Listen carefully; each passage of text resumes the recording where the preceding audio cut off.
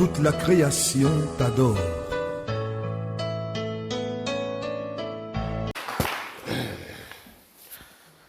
Que la grâce et la paix du Seigneur vous soient multipliées, mes bien-aimés.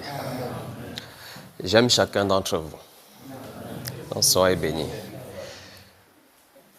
Habituellement, je ne témoigne pas parce que souvent, je ne manifeste pas comme vous, mes bien-aimés.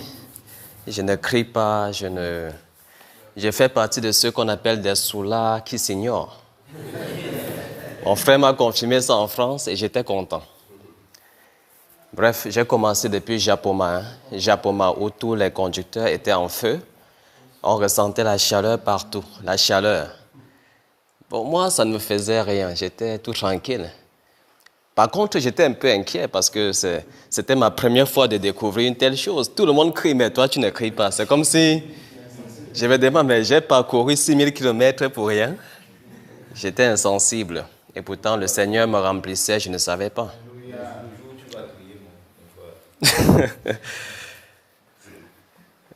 Pour confirmer justement que le Seigneur me remplissait, quand j'arrivais en France, de retour de Japoma, je commence, parce que le frère nous a beaucoup motivés à exercer, de ne pas rester timide, parce que nous avons reçu quelque chose. Et donc, lors des prières de 5 heures, je prie avec des gens, je prie avec des sœurs, et le Seigneur m'a utilisé pour, parce qu'il y avait une sœur parmi nous qui avait une boule dans le corps depuis longtemps, depuis son accouchement, depuis 2 ans. Par la grâce du Seigneur, j'ai dit, ceux qui ont une douleur posent la main là où se trouve la douleur. Et comme c'est sur Skype, tu ne sais pas qui a posé la main. Donc c'est plus tard qu'une sœur, après 2 jours de cela, quand elle s'est lavée, elle a tâté carrément, elle n'a pas senti cette bourse qu'elle avait avant. C'était, on appelle ça quoi, hernie discale, un truc de ce genre, ombilical. Donc ça avait complètement disparu. Et cela a continué à m'encourager qu'effectivement, j'avais vu à Japoma, mais je ne savais pas. Et après cela, donc, j'ai eu quelques personnes qui étaient un peu éloignées, que j'ai prié pour eux sur WhatsApp.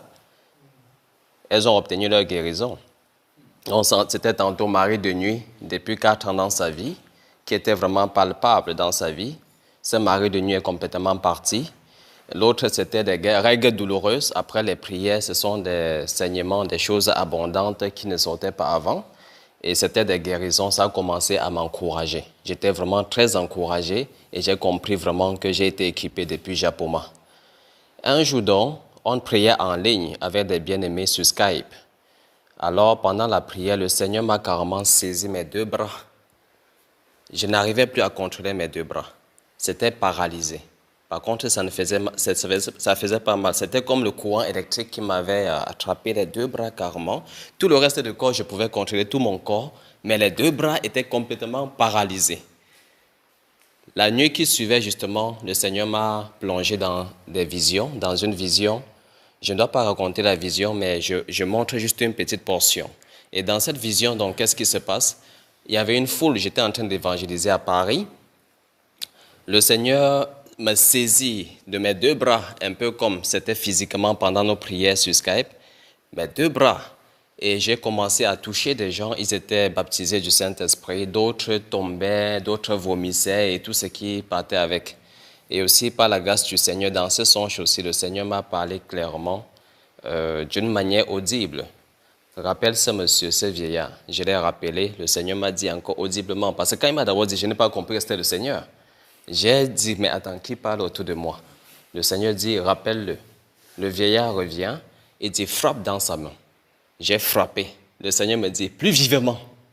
J'ai frappé plus vivement et le monsieur a crié les douleurs sur son dos. Et c'est comme ça que cette vision s'est terminée. C'était une longue vision, mais assez intéressante. Donc là, ça me comprend clairement que je n'étais pas parti sur 6000 km à Japoma pour rien. Et là, ça c'est pour aussi faire un petit clin d'œil à tous ceux qui pensent comme moi, que lorsqu'ils sont en présence du Seigneur, qui n'ont pas forcément manifesté, crié comme les autres, ça ne veut pas dire que tu n'as pas reçu quelque chose. Tu as reçu quelque chose et tu dois rendre grâce au Seigneur pour ce que tu as reçu. Donc ça, c'est vraiment pour encourager des personnes qui vont aussi écouter mon témoignage, parce que je sais qu'il y en a plusieurs qui pensent que oui, en présence du Seigneur, il faut absolument tomber ou bien crier pour te dire que tu as reçu quelque chose. Donc vraiment, j'encourage toutes ces personnes-là à rendre grâce au Seigneur, même si tu es entré dans la salle où on est en train de faire la prédication. Rends grâce au Seigneur déjà pour ce que tu as reçu. Donc, je viens rapidement donc, sur cette journée, et bien évidemment, je n'ai pas crié. Je n'ai pas crié. Mais ce qui m'a beaucoup marqué, c'est justement cette parole de connaissance que le Seigneur a donnée au frère Junior pour moi. Je ne savais pas au départ que c'était pour moi. Je vous assure. Et c'est où j'ai encore compris beaucoup de personnes, lorsqu'on dit souvent que telle personne comme ça, il ne se retrouve pas directement. Je ne comprenais pas. Mais quand le Seigneur a saisi le frère Georges qui faisait le tour de la salle, j'observais attentivement. C'est comme si je regardais un film. Le frère Georges tourne. Mais quelque part, le Seigneur me dit dans mon cœur que ce n'est pas un théâtre qu'il est en train de faire. C'est le Seigneur qui est en train de le conduire à tourner dans la salle. Il ne fait pas ça par lui-même, mais c'est le Seigneur qui le conduit à tourner dans la salle. Et c'est où j'ai discerné qu'en réalité, il faut se disposer malgré cela. Ne l'observe pas seulement, mais dispose ton cœur. Et quand je suis donc revenu en moi-même, j'ai disposé mon cœur et j'ai senti comment le frère Junior, le Seigneur l'a conduit à me toucher sur mon dos. Et j'ai rendu grâce au Seigneur pour cette parole de connaissance. Par la suite, le frère donc a sorti cette parole que voilà, il y a quelqu'un qui a des documents qui, voilà, comme vous avez entendu, des documents qui ont été falsifiés. Voilà. Sur le coup, je disais que ce n'est pas moi parce que je comprends que j'ai obtenu mon document d'une manière légale. J'ai déposé un dossier à la préfecture. On m'a donné ces documents. Mais ce document a été obtenu justement d'une manière falsifiée parce que j'ai falsifié le CV en ajoutant 2 ans d'expérience sur le CV afin d'obtenir justement le travail et par la suite le titre de séjour qui correspondait donc à ce CV qui a été falsifié. Mais jusqu'à là, je ne mettais pas encore le lien sur ce que le frère était en train de dire. Les gens ont avancé, le frère les a chassés. Ils ont avancé, le frère les a chassés. Après, j'ai réfléchi que, mais attends, si le Saint-Esprit m'a porté l'attention sur le frère Georges, et aussi en même temps le frère est venu sur mon dos, qu'est-ce qui se passe? Est-ce que ça peut être moi? Parce que quand j'obtiens dans ce document, j'avais beaucoup culpabilisé. Je voulais même qu'on me chasse même de cette entreprise parce que le document là que j'avais obtenu, je comprenais que c'est légal devant les hommes. Mais devant Dieu, ce n'est pas légal, tu as falsifié. Tu n'as pas obtenu ça d'une manière claire. Alors, par la grâce du Seigneur, j'ai pu changer de travail. On m'a viré une fois, deuxième fois dans l'autre travail, après 4 mois. Et j'entre dans mon activité entrepreneuriale, je n'ai plus le même document. Et je me dis donc que l'affaire là est derrière moi. Je ne suis plus sur le joug de ce faux document que j'ai obtenu d'une manière pas trop légale devant Dieu. J'étais donc tranquille. Bon, mon frère Raoul savait bien l'histoire et j'avais aussi témoigné d'enfance pour Jésus. Bon, qu'est-ce qui se passe? Je dis, bon, les bien-aimés, ils avancent, le frère les chasse quand même, que ce n'est pas toi. Alors, si le Seigneur a apporté mon attention sur le frère Georges et ensuite le Seigneur a conduit le frère Junior sur mon dos, ben, il se trouve que ça peut être moi. J'ai donc dit, bon, c'est mieux d'avancer aussi avant qu'il ne me chasse. Qu'est-ce que j'ai fait? Et donc, j'ai aussi avancé. Et quand j'avance progressivement, lui, il dit plutôt que, oui, il continue. Ah, j'ai commencé un peu, ça m'a un peu fait bizarre. Mais j'ai continué d'avancer et j'ai exactement calé que c'est donc l'affaire là qui n'est pas encore terminée. Applaudissons pour le Seigneur.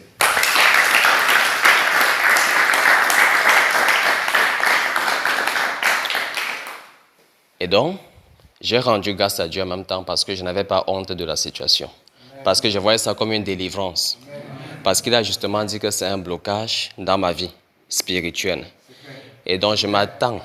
C'était, voilà, très bien. Parlant de c'était là, il faut que je réécoute l'enregistrement pour comprendre tout ce qui était dit à mon sujet. Parce que j'en ai vraiment besoin. Et donc, je m'attends pour la suite au Seigneur, pour voir à quelle dimension, justement, il va m'avancer, il va m'utiliser. Et je m'abandonne entièrement entre ses mains pour qu'il puisse m'utiliser à sa guise. C'est vraiment ça mon désir. Donc, ceci vraiment pour dire que je rends grâce au Seigneur. Je ne suis pas venu en Allemagne pour rien. J'ai aussi obtenu ma part de miracle. Et je lui rends grâce. Que tout l'honneur lui soit rendu. Merci beaucoup, mes bien-aimés. Merci beaucoup.